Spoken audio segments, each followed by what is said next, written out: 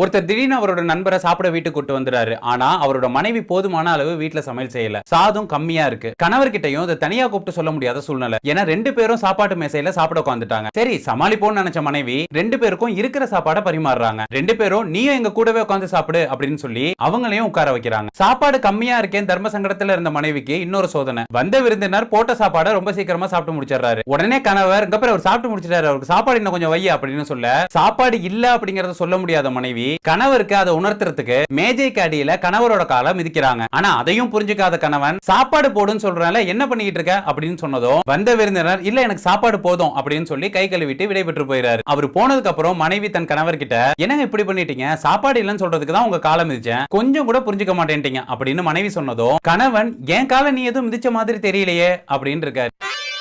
அவசரத்துல அந்த அம்மா அவர் ஃப்ரெண்டோட காலை மிதிச்சிருக்கு. எப்பவுமே நம்ம பதறப்ப தவறுகள் நடக்கிறதுக்கான வாய்ப்புகள் அதிகம்.